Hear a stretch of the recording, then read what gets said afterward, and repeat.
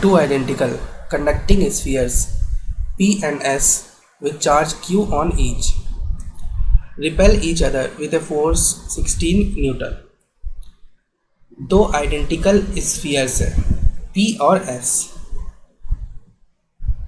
P और S are two identical sphere, मतलब इसका रेडियस मटेरियल सब सेम है और इन दोनों पे जो चार्ज है इक्वल चार्ज है. Both are carrying equal charge. Charge की वैल्यू दी गई है Q. दोनों पे इक्वल चार्ज है. दोनों के बीच का कुछ डिस्टेंस मान लीजिए R है. इन दोनों के बीच में जो कूलम्ब्स फोर्स होगा कूलम्ब्स लॉ के अकॉर्डिंग, फोर्स इक्वल्स टू हो जाएगा K Q1 Q2 by R square. इसकी वैल्यू दी है कि ये जो एक दूसरे को रिपेल कर रहा है कितने फोर्स से कर रहा है 16 न्यूटन. तो कूलम्ब्स फोर्स की वैल्यू आपको दी गई है. यहाँ पर क्लियरली पता चल रहा है कि देखिए ये जो फोर्स है ना वो चार्ज के ऊपर डिपेंड करता है. तो अगर चार्ज किसी तरीके से चेंज हो जाएगा तो ये कूलम्ब्स लॉ के अकॉर्डिंग दोनों के बीच का फोर्स भी चेंज हो जाएगा. ए third identical and charged sphere R is successively brought in contact with the two sphere. तो एक तीसरा अनचार्ज स्फीयर है जिसको बोल रहे हैं R, जिसका नाम दिया गया है R. उसको एक एक करके दोनों स्फीयर से कांटेक्ट कराया जाता है. सक्सेसिवली का मतलब ना एक के बाद एक दूसरे से. पहले जैसे मान लो P से करा दिया और देन आपको S से उसी स्फीयर को टच कराना है. ठीक है. उसके बाद ये बोला जा रहा है कि the new force of repulsion between P and S is. तो वही थर्ड स्फीयर को P और S से टच कराने के बाद पूछा जा रहा है कि P और S के बीच में नया फोर्स कितना होगा, the new force of repulsion. तो देखो थर्ड एक स्फीयर को ले आओ, यहाँ पर P से पहले टच करा दो और तीसरा स्फीयर भी बोला जा रहा है आइडेंटिकल है लेकिन अनचार्ज है. तीसरे के ऊपर चार्ज में लिख रहा हूँ 0, बट तीसरा स्फीयर जो है इसका नाम R है तो इस पर चार्ज कितना है 0. इसको तुमने टच करा दिया P से पहले और P के ऊपर चार्ज कितना है Q. तो P और R पे टोटल चार्ज कितना है, P और R का जो चार्ज है P एंड R का ये टोटल चार्ज कितना है, P के ऊपर Q चार्ज है और R के ऊपर चार्ज कितना है 0. P का चार्ज Q है और R का चार्ज 0 है. तो टोटल इनिशियली चार्ज कितना है Q चार्ज है. तो टोटल चार्ज कितना है Q इस Q. अब देखो जब भी दो स्फीयर्स आपस में टच करते हैं तो दोनों के बीच चार्ज का शेयरिंग होने लगता है.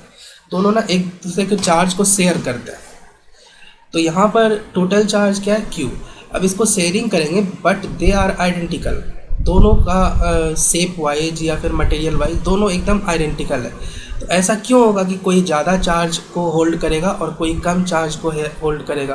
तो डैट इज़ वाई जब दो आइडेंटिकल स्फीयर्स टच करते हैं तो टोटल चार्ज जो है वो इक्वली डिवाइड हो जाता है. तो आप क्या करो, टोटल चार्ज को 2 से डिवाइड कर दो. यही चार्ज किसी एक के ऊपर होगा. तो इसका मतलब है P और R के ऊपर दोनों के ऊपर जो नया चार्ज बनेगा वो Q के ऊपर है ना. P के ऊपर भी Q/2 कर देता हूँ, R के ऊपर भी 0 जो था ये हो जाएगा कितना, दिस विल बिकम Q/2. तो दोनों पे P और R पे Q/2 चार्ज आ गया.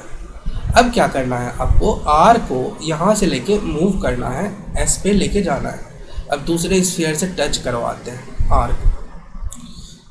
तो R को यहाँ से डिलीट कर देते हैं, यहाँ से हटा देते हैं, रिमूव कर देते हैं. बट रिमेंबर R को के साथ आपको अब Q/2 चार्ज रहेगा. जब वो S को टच करेगा, टच करने के जस्ट पहले उस पर आपको Q/2 चार्ज रखना होगा.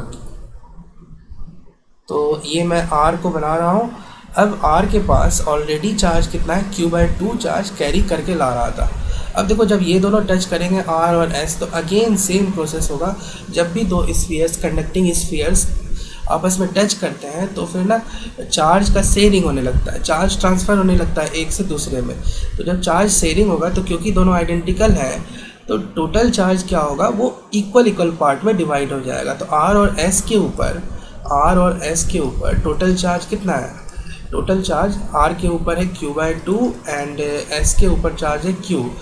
टोटल की बात करें, total charge is Q by two plus Q, और ये हो जाएगा तुम्हारा 3/2 क्यू।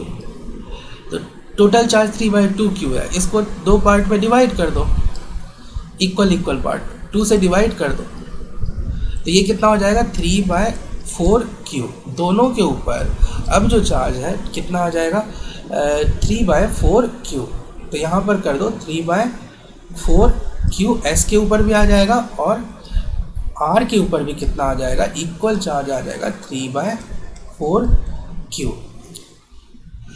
तो फाइनल चार्ज पता चल गया, एस के ऊपर फाइनल चार्ज कितना है 3/4 क्यू, और पी के ऊपर q/2, और आर के ऊपर कितना है 3/4 क्यू। तो हमें तो पूछा जो गया है क्वेश्चन में पी और एस के बीच में, तो आर को हटा दो, आर को का यहाँ पर कोई काम नहीं, आर की यहाँ पर कोई ज़रूरत नहीं है। तो अब जो नया फोर्स होगा, अब बहुत ही आसानी से बता सकते हो, उसको मैं एफ डैश बोल देता हूँ।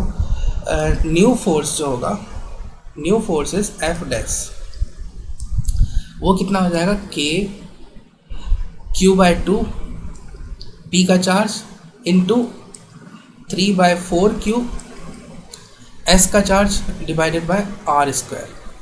इसकी वैल्यू तुम देखो तो ये आ गया k Q square upon R square into एक नंबर आएगा और वो होगा 3/8।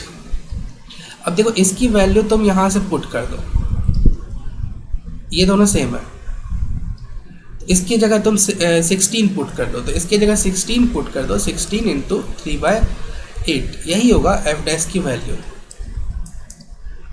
8 ट्वाइस हो जाएगा और ये यहाँ से हो जाएगा 6 न्यूटन। एफ डैश की वैल्यू हो जाएगी यहाँ पर 6 न्यूटन।